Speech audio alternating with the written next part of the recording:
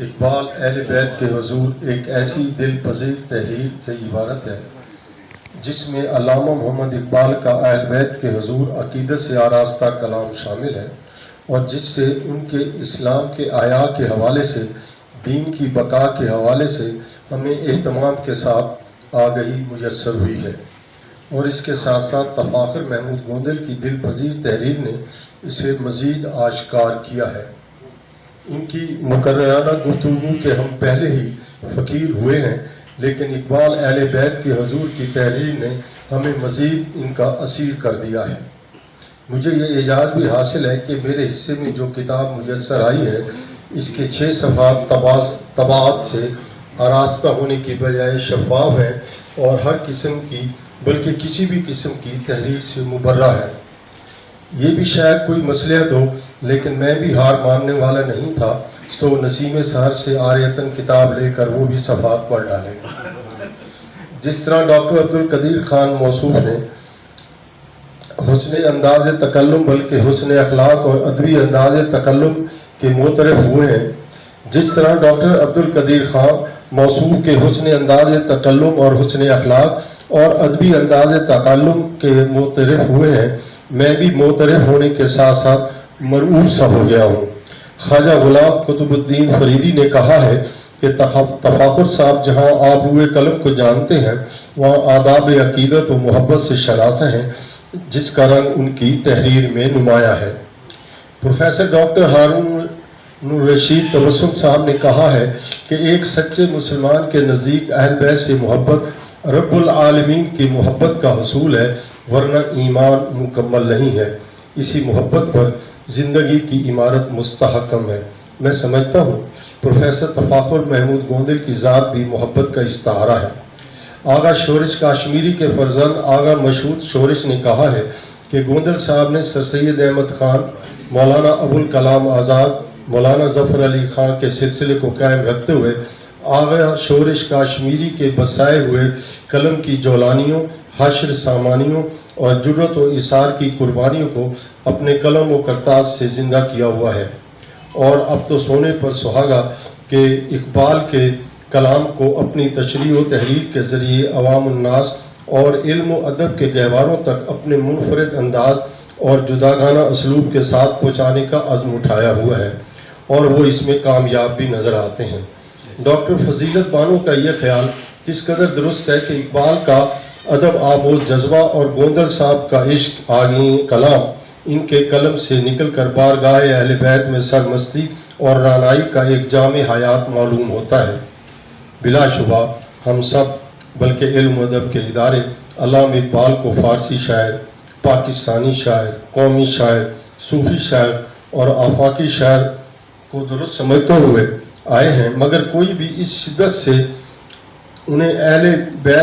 اہل بیتی شاعر قرار نہیں دے سکا جس کا اظہار تفاخر محمود گوندل نے دیا ہے، اور میں سمجھتا ہوں کہ یہ آخرت کے اعمال میں یہی بخشش اور مغفرت کا سامان بھی ہوگا۔ محبوب کردگار حضرت محمد صلی اللہ علیہ وآلہ وسلم اور ان کے اہل بیت کے حوالے سے یہ کتاب ایک ایسی تصنیف ہے جسے کسی بھی طرح سے نظر انداز کرنا بہت ناممکن ہے۔ اس کا طرز تحریر، طرز ترتیب، طرز تخاطب اور پھر اقبال کے کلام سے اس کی آراستگی اس بات کی غماز ہے کہ اس پر محنت، محبت، عقیدت اور مودت کے جذبوں میں رہ کر کام کیا گیا ہے۔ 4 تفصیلی ابواب میں حضور پاک صلی اللہ علیہ وسلم، حضرت علی علیہ السلام، حضرت فاطمہ الزہرا اور حضرت حسین علیہ السلام کے حوالے سے اقبالیاتی کلام کو پیش کرتے ہوئے حضرت حسین علیہ السلام کے تذکرے کے ساتھ جذبہ دینی حریت سے مالا مال حضرت حسن علیہ السلام کے تذکرے کو بھی شامل کیا گیا ہے، اور حضرت امام حسین کی والدہ محترمہ حضرت فاطمہ الزہرا سلام اللہ علیہ کی انقلاب آور شخصیت کے ذکر کو بھی نمایاں رکھا گیا ہے کہ ان دونوں نوجوانان جنت کے سردار کی والدہ محترمہ، جو ایک عظیم ماں بھی تھیں اور فطرت انہیں بے مثال خوبیاں عطا فرمائی تھیں، تفاخر صاحب نے اہل بیت کی پنجتنی مظہر کو اس قدر اقبالیاتی کلام سے سنوارا ہے کہ یہ 5 شخصیات اسلام کے احیاء اور بقا کے لیے ہر دور کے لیے لازم و ملزوم نظر آتی ہیں۔ اقبال جہاں رسول پاک حضرت علی علیہ السلام حضرت حسنین کریمین کی طرف جاتے ہیں، وہاں انہیں معاشرتی اور اخلاقی اور روحانی اعتبار سے ایک بہترین ماں بھی نظر آتی ہے جو خلد برین کی لطافت سے بہرہ یاب ہے۔ اس کتاب میں یزیدیت کے حوالے سے حسینیت کی گفتگو کرتے ہوئے اقبال کے حوالے سے جس عمیق جذبے اور محبت سے اپنے قلم کو اپنی آگہی سے آراستہ رکھا ہے، اس پر انہیں بھرپور دار دینے کو جی چاہتا ہے اور اس کو انہیں مزید سنوارنے کے لیے آخر میں نعت ہائے رسول منقبت بحضور سیدنا علی اور صراط مستقیم کے عنوان سے اپنے شاعرانہ جوہر بھی شامل کی ہیں۔ جی چاہتا ہے اور خواہش نمو بھی کہ اس میں حضرت فاطمہ، حضرت حسن اور شہید کربلا حضرت امام حسین کے سلام بھی شامل کر لیے جاتے تو اقبال کے کلام کے اہل بیتی ہونے کے ساتھ ساتھ محترم تفاخر صاحب بھی اہل بیتی ہوتے ہوئے اہل بیتی ہی نظر آتے، جس طرح انہوں نے نذرانہ وجدان بحضور اہل بیت اظہار اپنی کتاب کے آغاز پر شامل کر لیا ہے۔ اگر اول و آخر اسی طرح ہوتا تو کیا کمال تھا، لیکن جو اظہاریہ اس کتاب میں ہے وہ بھی کم کہاں ہے۔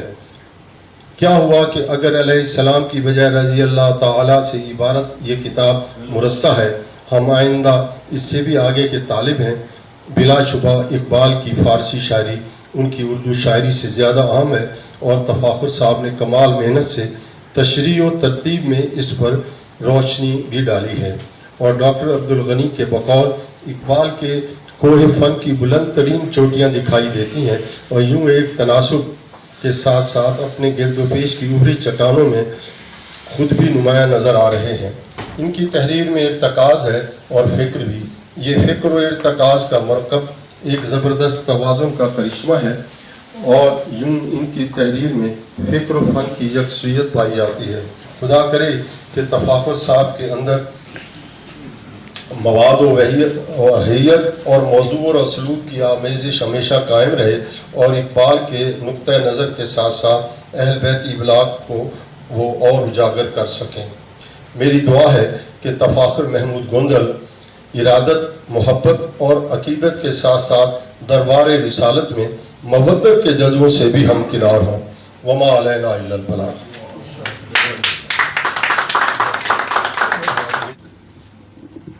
ہست کلید در گنج حکیم، اول و آخر بغت، اول و آخر به وجود و صفات، هست کن و نیست کن کائنات۔ محترم جناب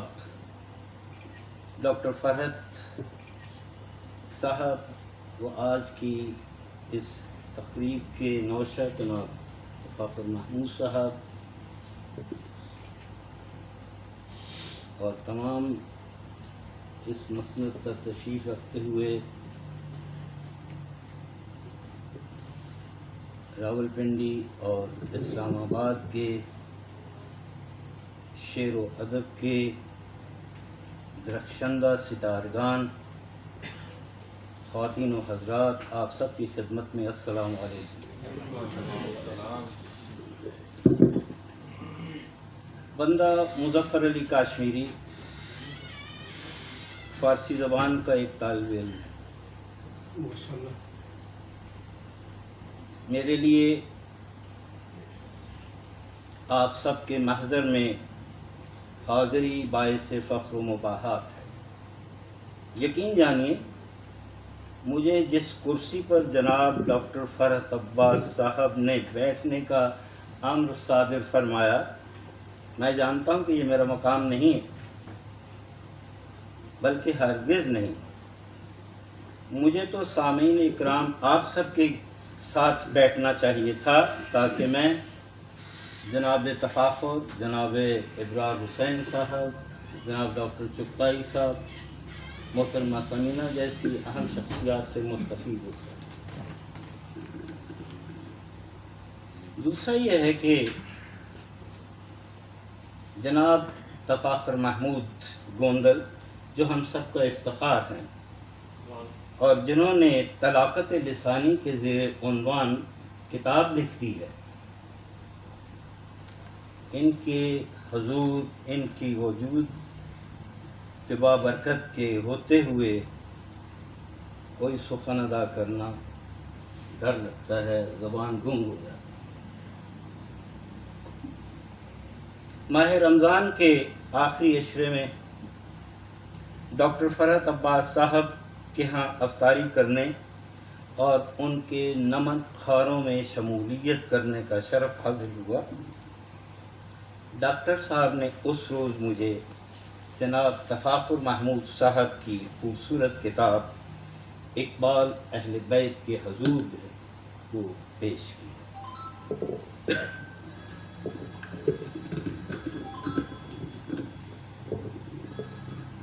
اور اس کتاب کو دیکھتے ہوئے، اور پھر جب بعد میں آپ نے فرمایا کہ 15 تاریخ کو یہاں ایک باقاعدہ اس کتاب کی رونمائی یا تعارفی تقریب کا انعقاد ہوگا، تو میں یہ سمجھا کہ آج کی جو محفل ہے اس میں دو ہی نکات جو ہیں وہ اہم ہوں گے، ایک علامہ اقبال اور دوسرا اہل بیت اطہار۔ جناب تفاخر صاحب کی گفتگو سن کے محسوس ہوتا ہے کہ آپ جو ہے ایک عظیم اقبال شناس ہیں۔ اللہ تعالیٰ ان کو عمر دے اور ان کے قلم میں اور زیادہ جو ہے وہ طاقت پیدا کرے، تاکہ یہ اسی طرح ہم سب کے لیے لکھتے رہیں اور ہم اس سے جو ہے وہ مستفید ہوتے رہیں۔ تمام دوستان نے ذکر کیا کہ اقبال واقعی ایک عاشق رسول اور عاشق اہل بیت تھے۔ اس کے علاوہ بھی اگر دیکھا جائے تو بہت ساری گمنام شخصیات ہیں جن کا جو ہے وہ ذکر نہیں آتا۔ ویسے تو علامہ اقبال نے کہا تھا نبینی خیر از مرد فرود است کہ برمن صحبت تہمت شعر و سخن باز۔ یہ تم اس کمینے سے جو ہے خیر کی امید مت رکھ جس نے مجھ پر تہمت لگائی کہ میں شعر کہتا ہوں۔ آپ کبھی بھی جو ہے اس کا ادعا نہیں کرتے تھے کہ وہ شاعر ہیں، اور ان کی جب آپ شاعری دیکھتے ہیں